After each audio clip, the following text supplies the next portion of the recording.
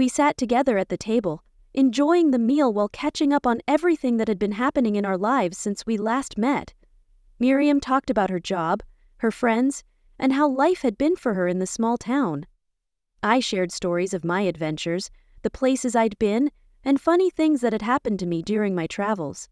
We laughed a lot, and it felt wonderful to reconnect with her after so many years, almost as if no time had passed at all.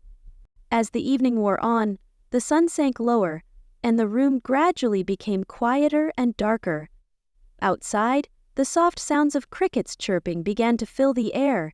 I felt my eyelids growing heavier and could sense the weariness creeping over me. My head felt foggy, and I couldn't help but yawn repeatedly. Miriam seemed to notice my exhaustion and smiled kindly. "You look so tired," she said. "Why don't you sleep in Daniel's room? He's out visiting a friend and the room's all yours tonight." At first, I was caught off guard.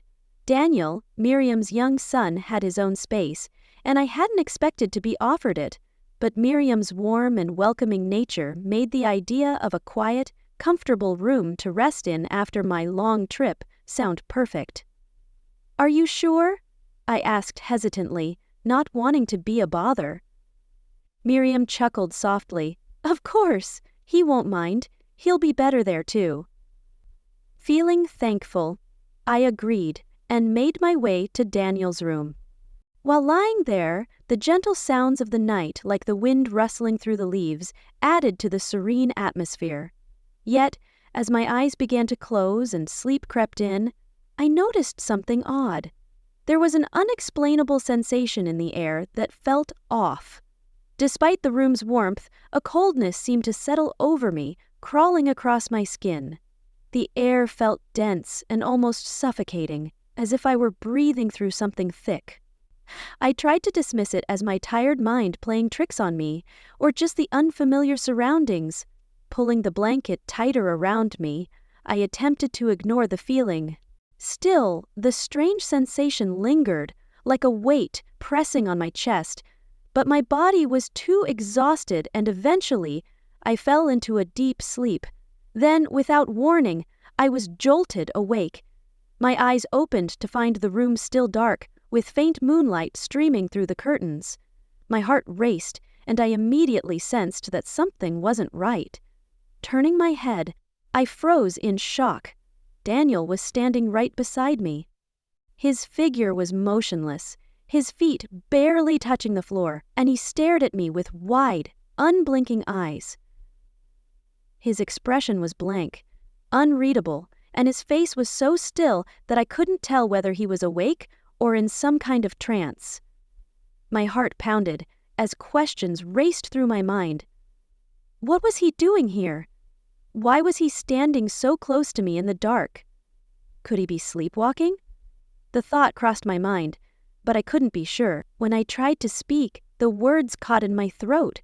I felt frozen, unable to move or respond. For a long moment, we just stood there in silence. His gaze stayed locked on mine, and I felt a cold shiver ripple down my spine. Something about the way he stood, so still and silent, felt entirely unnatural. I tried to call out to him, but no sound escaped. My heart pounded harder, and all I could do was stare back, waiting for him to move, speak, or react in some way, but he didn't. It felt as though time had frozen, trapping both of us in that unsettling moment. I didn't know how to respond. "Daniel," I whispered softly, careful not to startle him. But there was no reply. He remained motionless, his eyes wide and fixed. Before I could say anything else, he moved. It happened so abruptly that I barely had time to process it. Without a word, he climbed onto the bed next to me, his small feet quietly brushing against the sheets. His movements were slow and deliberate, as though he knew exactly what he was doing. He slipped under the covers, curling up beside me. The warmth of his body pressed against mine, and I felt the soft rustle of the blanket settling over us. It was such an unexpected and strange occurrence that I had no idea how to react. My mind raced, trying to make sense of it. Why was he lying in bed with me? Why wasn't he in his own room? His behavior felt so unusual, even if he was just sleepwalking. I felt completely bewildered and unsure of how to handle the situation. Part of me wanted to speak up, to ask him what was happening and why he was acting this way, but another part of me hesitated. I didn't want to upset him or make him feel awkward, especially if he was simply confused or having a bad dream. Maybe he was sleepwalking, I thought again, trying to rationalize his actions. That could explain the strangeness. Yet, the room felt so still, and the air carried that same heavy sensation as before. I lay there in the darkness, uncertain of what to do. His soft, steady breathing reached my ears, but his presence beside me felt so out of place that I couldn't shake the uneasiness settling deep in my chest. I wanted to check on him, to ask if he was awake or if something was wrong, but instead I stayed quiet, letting him nestle beside me. The warmth of the blankets wrapped around us, but it didn't feel comforting. It felt different. There was something about the situation that didn't seem quite right. I turned my head slightly to glance at him. He hadn't moved. His eyes were now closed, his face peaceful, and his breathing was slow and rhythmic, as though he had drifted back into sleep. I stayed awake for a long time, listening to the quiet sounds of the night, unable to shake the unsettling feeling deep in my stomach.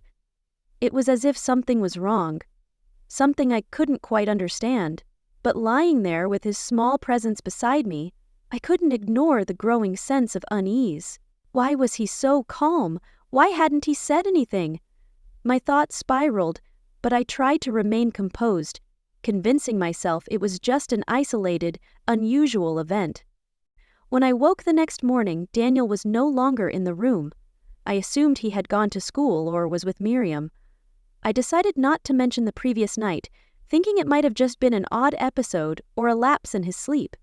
But later that evening, as I returned to the room to settle in again, something caught my attention.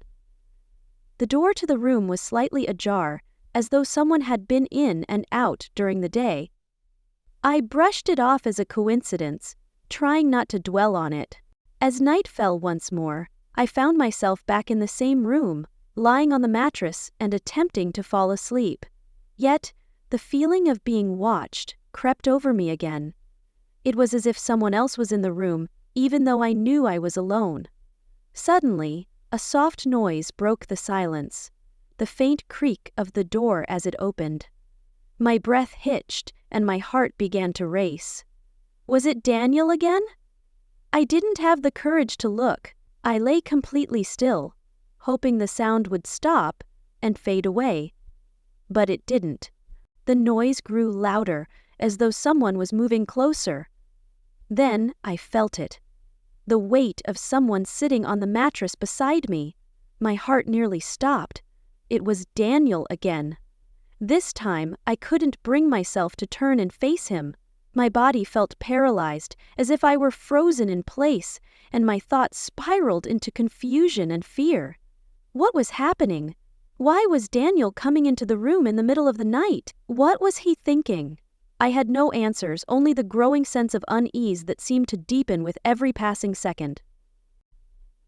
The weight of his presence beside me was almost unbearable, even though he didn't utter a single word. The room was so still that it felt stifling. His slow, steady breathing echoed in the silence, like the calm before a storm. And I couldn't shake the sense that he was waiting for something. Or perhaps I was. Each passing second felt heavier, stretching into eternity. I stared at the dark ceiling, trying to calm myself, but the tension in the air made it nearly impossible to relax. My thoughts spiraled, desperately trying to make sense of the situation, but nothing seemed to add up. Why was he there? What did he want? Finally, after what felt like an eternity, I found the courage to break the silence. My voice was barely audible as I whispered, "Daniel, what's going on?" The words escaped before I could fully process them. It was the only thing I could think to say, yet even as I spoke, I wasn't sure I wanted to hear his answer. No response came. I tried again, my voice slightly louder this time. "Daniel, Why are you here?" Still, there was only silence. It was as if he was trapped in some kind of trance, completely unaware of his actions. Unable to bear it any longer, I turned to face him, fear gripping me. When I looked at him, I realized his eyes were closed, his face blank and unmoving. He was asleep, but not lying down. He was sitting beside me, his hand lightly resting on my arm. I didn't know what to think. Was he sleepwalking again? Or was something else going on? My mind raced with countless questions, but no answers came. The following days passed in a blur. I avoided talking about what had happened, unsure of how to even begin the conversation. But every night as I lay down to sleep, the unease returned. I started dreading the quiet darkness of Daniel's room. What if he came in again? What if he didn't wake up this time? I tried sleeping in a different room, but Miriam insisted I stay in Daniel's. "It's just easier," she said, assuring me he won't mind. So each night I found myself lying in the same room, hoping nothing strange would occur. Yet every night, it did. It wasn't long before I began noticing other odd things. Daniel would leave items out of place, his shoes in the middle of the floor, or his school books scattered across the room. But the strangest part was that every time I went into the room to tidy up, I found the door closed just as it had been when I first arrived. I never remembered hearing it shut. Then, one night, something happened that I couldn't ignore. I woke to find Daniel standing at the foot of the bed, his back turned to me. This time, I didn't even need to ask. I knew something was wrong. "Daniel," I called softly, but he didn't move. Sitting up, my heart pounding, I tried again. "Daniel, what's going on?" Instead of climbing onto the bed or sitting beside me like before, he turned around slowly. His wide-open eyes looked empty, lifeless. "Stay with me," he whispered, his voice soft and almost pleading. I didn't know how to respond. Something was clearly wrong, and I knew I couldn't ignore it any longer. In the days that followed, I finally spoke to Miriam about what had been happening. She listened quietly, her face growing pale. After a long pause, she said softly, "I've noticed it too. Daniel's been acting differently, but I don't know what to do." I didn't know either, but one thing was certain. I couldn't stay in that room any longer. That night, after everything that had happened, I decided not to sleep in Daniel's room again. It felt wrong. I moved my mattress to the living room, dragging it across the floor with a growing sense of unease. Miriam saw me but didn't ask any questions. She simply nodded, as though she understood why I was doing it. Her silent acknowledgement made me feel slightly better, as if she had seen something too. From that night on, I refused to stay in Daniel's room. No matter the reason, I couldn't bring myself to sleep there again. The memories of those nights, his cold, empty eyes, and his strange behavior, haunted me. It felt as though whatever had happened in that room still lingered, hanging in the air, waiting. But Daniel didn't stop visiting. He still came, though it was different now. He never spoke, yet I could always sense when he was near. His presence filled the room like a heavy shadow, even when I couldn't see him. Sometimes, I heard the faint sound of footsteps echoing in my mind long after he had left. I never saw him fully, just fleeting glimpses, but his presence was always there, lingering like a shadow following me. The strangest part was that I couldn't tell if he was truly there or if my mind was playing tricks on me. Maybe it was all in my head. But sometimes, as I lay in the living room, I felt the air grow colder, as though someone, or something, was standing just behind me. No matter how hard I tried to brush it off, the feeling never went away. I didn't know what was happening to Daniel. Was he the same as before, or had something changed in him that I couldn't understand? I never stayed long enough to find out. I didn't want to. Some things are better left unanswered. Some questions are better left unasked. And some rooms are better left alone. I kept my mattress in the living room where it felt safer. The nights were quieter there, but every so often, in the stillness of the house, I felt his presence lingering in the shadows. I didn't know if he would ever truly leave. And I wasn't ready to find out.